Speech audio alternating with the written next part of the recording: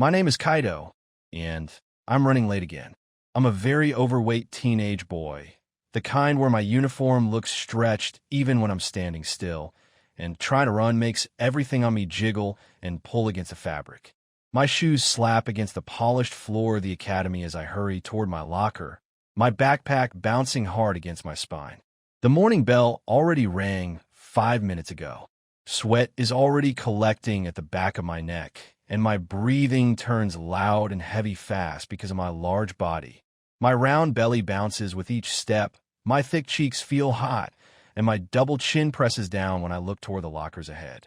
I squeeze past other students and feel my wide shoulders and big torso brushing too close, like I take up more space than I'm allowed to. I need my history textbook. I need to get to class. I need to just get through today without anyone staring at the fat kid running, without anyone smirking, without anything going wrong. But something always goes wrong. I round the corner into the locker zone and skid to a stop. My locker door hangs open, swinging slightly on its hinges like someone just walked away. My stomach drops. The metal door should be closed. I always close it. Always check it twice because I know what happens when I don't. My feet carry me forward even though every instinct screams at me to turn around and leave. As I get closer, I see it. A white piece of paper taped to the inside of my locker door. The edges flutter in the breeze from the ventilation system overhead. My hands shake as I reach out, and I already know what I'm going to find before I even touch it. The drawing comes into focus first. A pig, fat and round with a curly tail. Someone spent time on this, adding details to the snout and little hooves. Below it, in thick black marker that bled through the paper, are the words, "Oink, oink, fatty." Nobody wants you here. The air leaves my lungs all at once. The hallway suddenly feels too bright, too exposed. I glance around, searching for whoever did this, but the locker zone is nearly empty now. Classes have started. Just Lena standing 3 lockers down, her phone held up like she's recording something. When she catches me looking, she doesn't even have the decency to hide it. She just smirks and keeps filming. "Good morning, Kaido," she calls out in a sing-song voice that makes my skin crawl. "Like your present?" I rip the paper down, crumpling in my fist. The crude drawing crinkles and tears between my fingers, but I can still see it in my mind. Still see every line of that pig. My throat feels tight, and I hate that my eyes are starting to burn. Not here. Not now. I won't give them that satisfaction. "Leave me alone, Lena," I manage to say, though my voice comes out quieter than I want it to. Weaker. She laughs, a sharp sound that echoes off the metal lockers. "Or what? You'll sit on me?" I turn away from her and start digging through my locker, looking for my history textbook. My hands won't stop shaking. Everything inside is a mess, books and papers scattered everywhere like someone went through it. They probably did. They always do. I just need to find my textbook and get to class. That's all. Just make it a class. Footsteps approach from behind me, heavy and deliberate. I don't need to turn around to know who it is. Dane's cologne reaches me first, some expensive scent that probably costs more than my entire wardrobe. Then his voice, low and threatening in my ear. "Move, pig." I straighten up, my textbook finally in hand, and try to step away from my locker. But Dane moves with me, blocking my path. He's taller than me by at least 6 inches, and he uses every bit of that height to loom over me. Rio stands just behind him, arms crossed, watching with those cold eyes that never seem to blink. "That's mine," Dane says, pointing at my textbook. "What?" "No, it's not. This is my book." I pull it closer to my chest, protective. Dane reaches out and snatches it from my hands before I can react. The movement is so fast and casual, like taking candy from a child. "Not anymore. Give it back." The words burst out louder than I intended, and I reach for the book. My fingers barely graze the cover before Dane shoves me backward. Hard. I stumble, my back slamming into the row of lockers behind me. The metal digs into my spine, and the crash echoes through the hallway. Pain blooms across my shoulders, but it's nothing compared to the shame burning through my chest. Lena is definitely still recording. I can see her out of the corner of my eye, phone raised, that same cruel smile on her face. "Oops," Dane says, not sounding sorry at all. You should watch where you're going, Kaido. You take up so much space, it's hard to navigate around you. Rio snickers. It's a quiet sound, but I hear it clearly in the mostly empty hallway. That laugh tells me everything. They planned this. They've been waiting for me.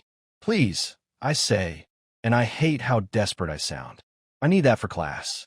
Just give it back. Dane flips through the pages, pretending to read. Wow, you actually take notes? That's adorable. Too bad they're all wrong.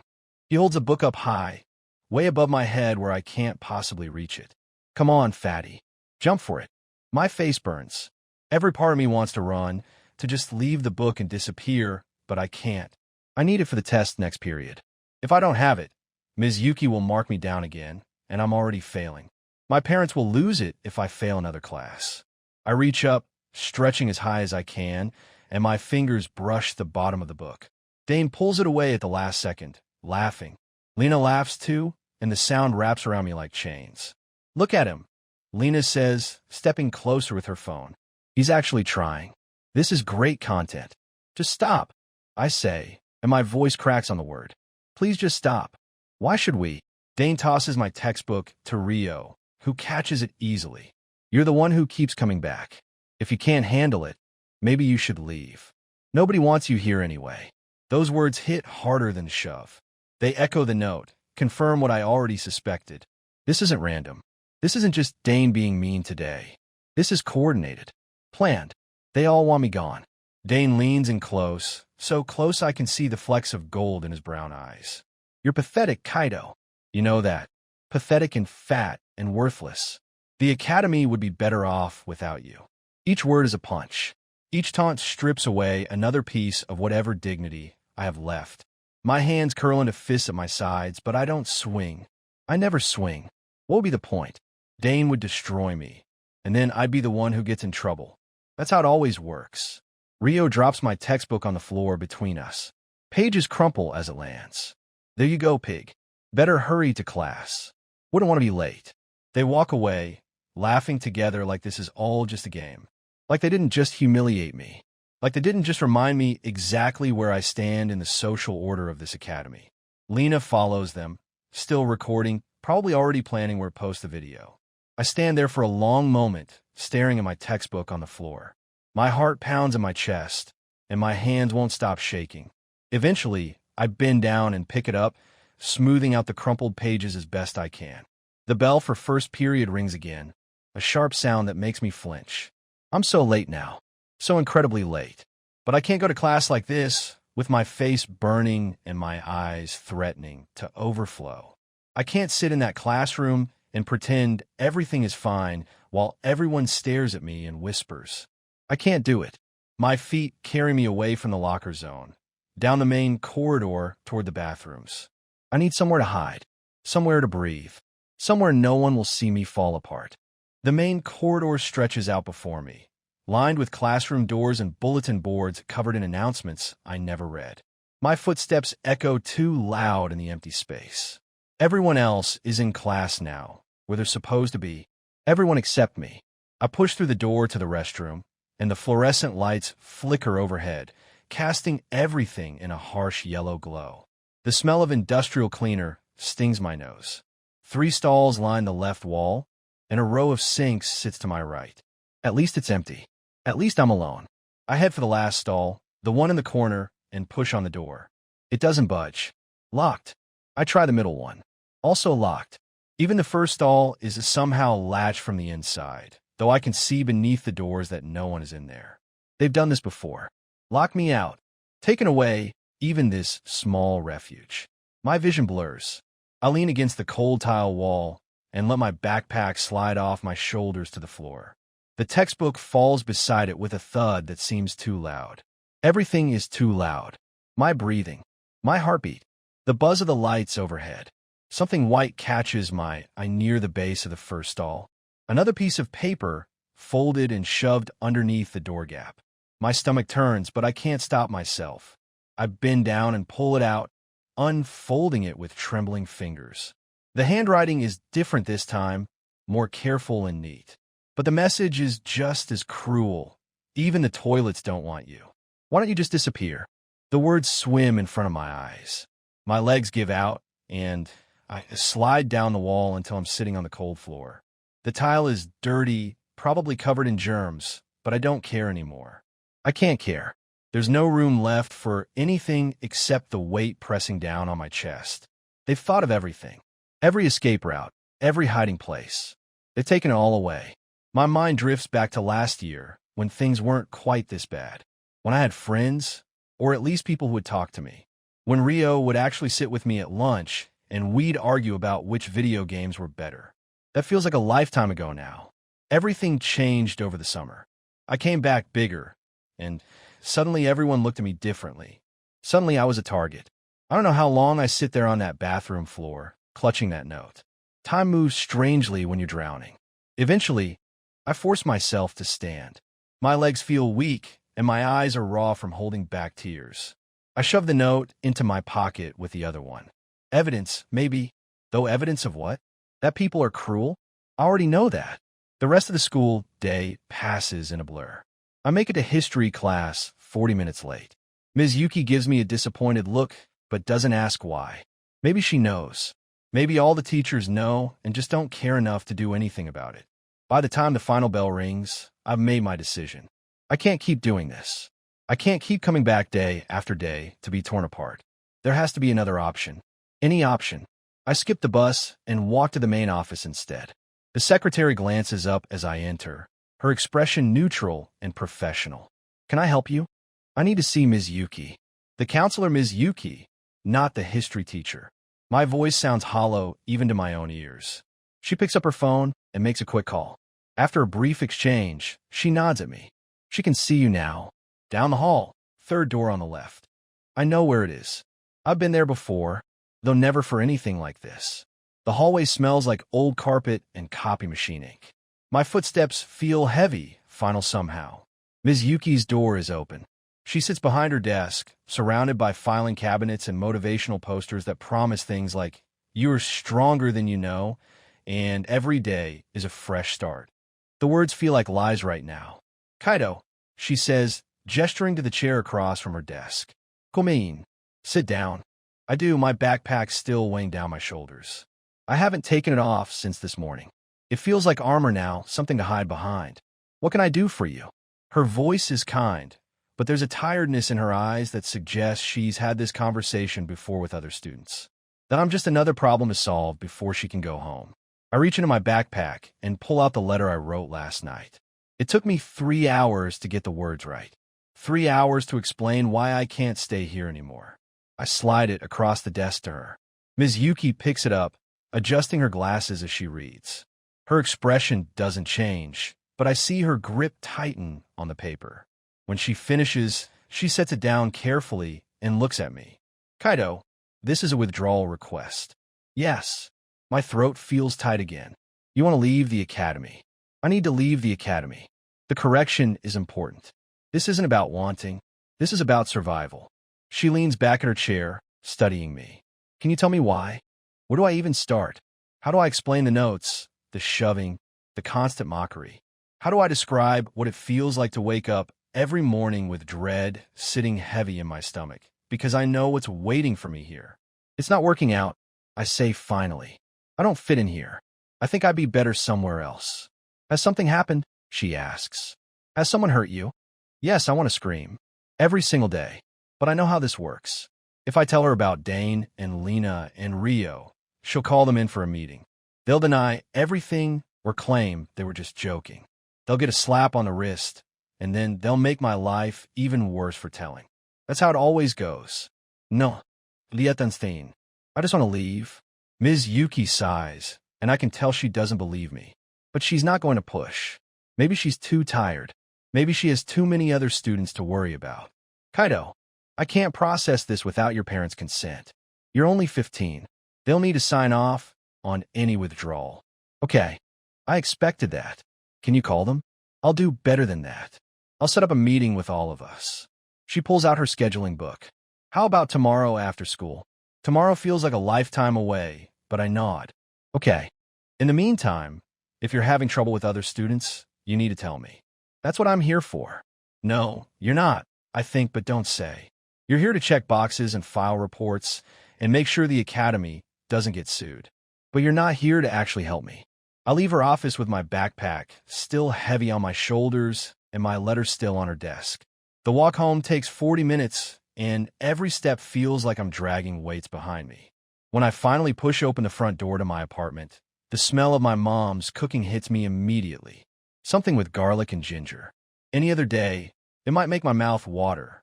Today, it just reminds me that I'll have to sit through dinner and pretend everything is fine. Kaido, my mom calls from the kitchen. You're home late. Had to talk to a counselor. I call back, kicking off my shoes by the door. She appears in the doorway, wiping her hands on a towel. Her face tightens with worry. Is everything okay? Fine. Just about class schedules. Another lie. They're coming easier now. Dad comes home an hour later, tie loosened and briefcase in hand. He looks tired, like he always does after work. I wait until after dinner, until we're all sitting in the living room before I bring it up. Ms. Yuki called you, right? I ask. About the meeting tomorrow? My mom exchanges a glance with my dad. Yes. She told us you want to withdraw from the academy. Ido. What? My dad's voice is sharp. Not angry yet, but getting there. That school costs us a fortune, Kaido. The best education in the city, and you want to throw it away.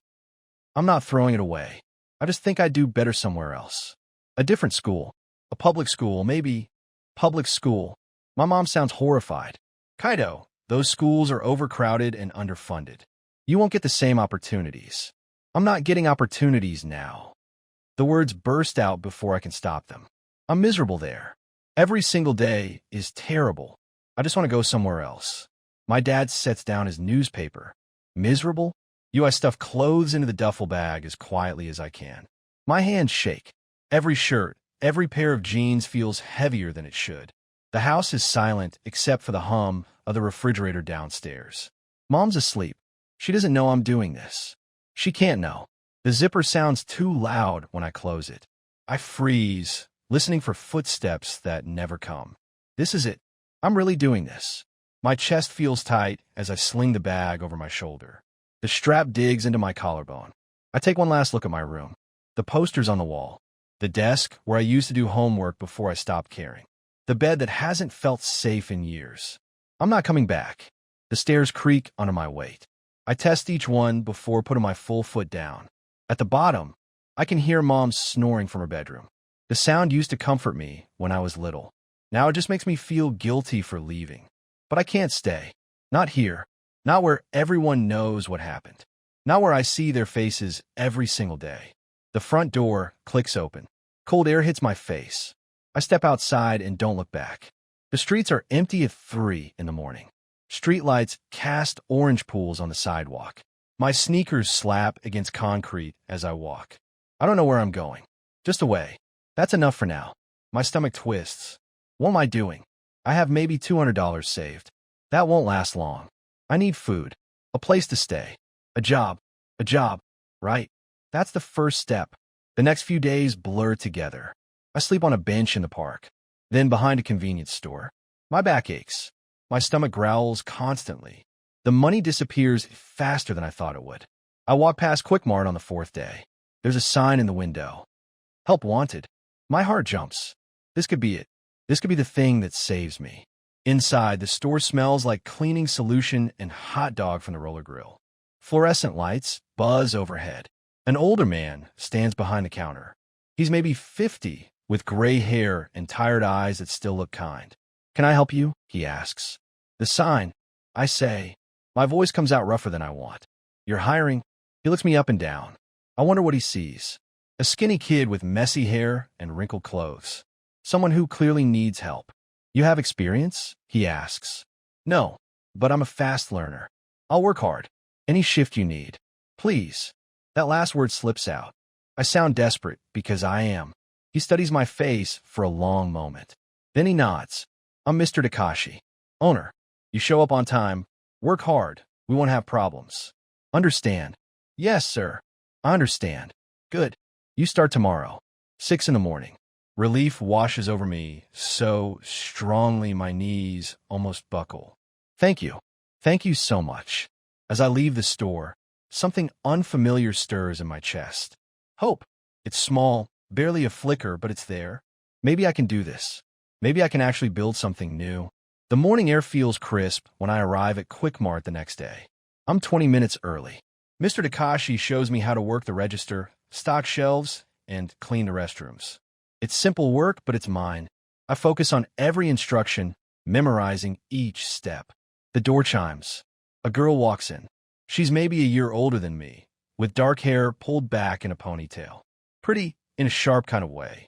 She wears the same Quick Mart vest Mr. Takashi gave me. "This is Zara," Mr. Takashi says. "She'll show you the ropes during the afternoon shift." Zara looks at me like I'm something stuck to her shoe. Her lip curls slightly. Great. Another newbie. My stomach drops. I know that look. I've seen it 1,000 times before. Mr. Takashi leaves us alone. Zara immediately starts barking orders. "Stock those chips. Face the labels forward. Don't mess it up." "Okay," I say quietly. I work on the chip aisle while she watches. My hands move carefully, making sure each bag lines up perfectly. She walks over and deliberately knocks 3 bags onto the floor. "You missed these," she says, her voice dripping with fake sweetness. My jaw clenches. I bend down and pick them up without saying anything. "You're slow," she adds. "We need people who actually know what they're doing." The words hit like punches. They sound exactly like the things people used to say at school. Worthless. Useless. Why do you even try? I place the last bag on the shelf. My hands are steadier than I feel. I'm doing my best. "Your best sucks." She walks away, leaving me standing there.